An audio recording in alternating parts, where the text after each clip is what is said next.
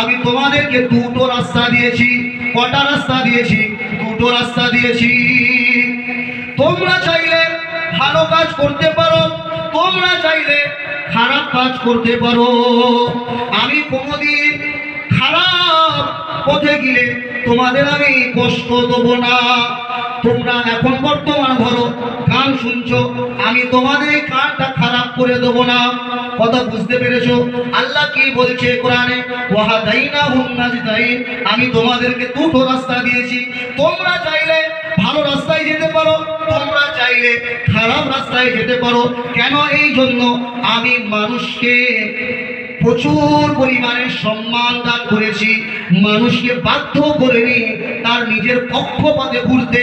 আমি চন্দ্র সূরজকে বাধ্য করেছি সে নিজের পক্ষপাতে ঘুরবে, সে আমার কথাই উঠবে, আমার কথাই বসবে। কিন্তু আমি মানুষকে বাধ্য করিনি সে আমার কথাই উঠবে, আমার কথাই বসবে।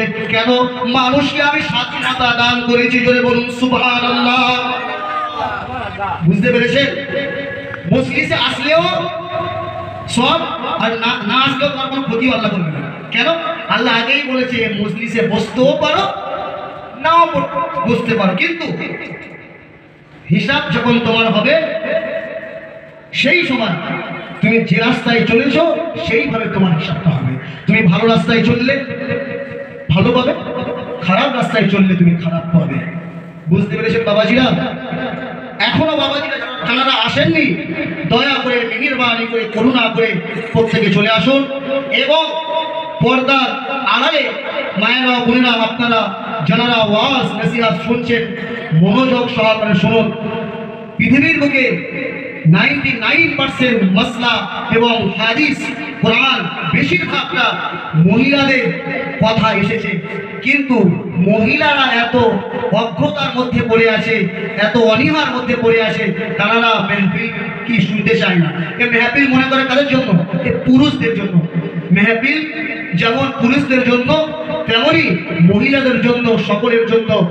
মহিলারা এদিক ওদিক না করে আপনারা নিজ নিজ জায়গায় বসে এই মেহফিল শোনার চেষ্টা করুন।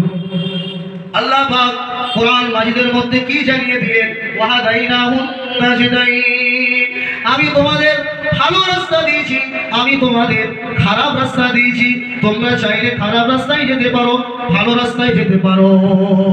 খাজা মাইনুদ্দিন চিশতি রাহমাতুল্লাহ আলাইহির কথা বলছিলাম। তিনি এমন কষ্ট করেছে, ও আমার বাবা, তিনি কম ঘুমাতেন এবং কম পানাহার করতেন। আমরা অনেকে এত বেশি পানাহার করে ফেলছি, এই মজলিসে আসতে গিয়ে কষ্ট হয়ে পড়ছে, তাই না? ও আমার বাবাজিরা, কোরআনের সঙ্গে তার মিলটা দেখুন। আল্লাহ রাসূল যেমন কষ্ট করেছে, তেমনি হযরত খাজা মাইনুদ্দিন চিশতি আসমিরি সিদ্দিকী রাহমাতুল্লাহ আলাইহি তেমনি কষ্ট করছেন। উনি যেমন দিনের জন্য, দিন প্রচারের জন্য ঘর বাড়ি ছেড়ে দিয়ে কোথায় গেছে? ঘর বাড়ি ছেড়ে দিয়ে আজমির শরীফে আমাদের হিন্দুস্তানে এসেছে, আরো ইত্যাদি ইত্যাদি অনেক জায়গায় তিনি সফর করেছে। আল্লাহ রাসূল তেমনি কোথায় গিয়েছে? তায়েফে গিয়েছে, আরো বহু জায়গায় তিনি সফর করেছে দিন প্রচারের জন্য, তাই না? আল্লাহ রাসূল যেমন দিনের পর দিন প্রচারার্থে পাথর বাঁধতেন পেটে, খাজা মাইনুদ্দিন চিশতি আসমিরি তেমনি রোজা রাখছেন। হযরত কুতুবে বাখতিয়ার কাকি রাহমাতুল্লাহ আলাইহি তারা কিতাবে আরো লিখছেন, বলছেন হযরত খাজা মাইনুদ্দিন চিশতি আসমিরি রাহমাতুল্লাহ আলাইহি তিনি এত বেশি আল্লাহর জিকির করত, এত বেশি আল্লাহর জিকির করত, নামাজের সময়টা ভুলে যেত। যখন মুসাল্লিরা আসসালাত আসসালাত বলে ডাকতো, তখন ধ্যান থেকে বিরত হতো। জোরে বলুন সুবহানাল্লাহ, নারে তাকবীর। কালেমায়ে আমার সঙ্গের সাথী, কালেমায়ে আমার গোরের বাতি।